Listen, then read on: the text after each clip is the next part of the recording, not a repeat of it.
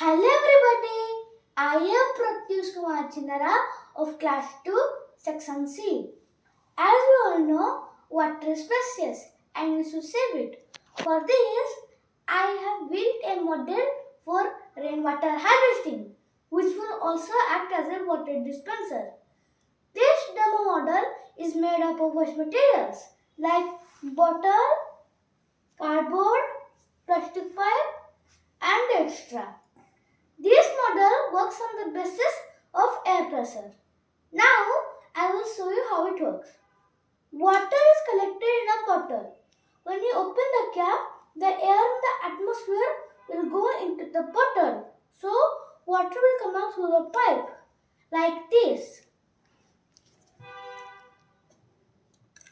As you can see, water is coming out through the pipe. When we close the cap, the air in the atmosphere will stop going into the bottle. So, water will not come out through the pipe. We can build this in our rooftops or any other open spaces to save rainwater and use it when required. This is a simple model of water storage and dispenser.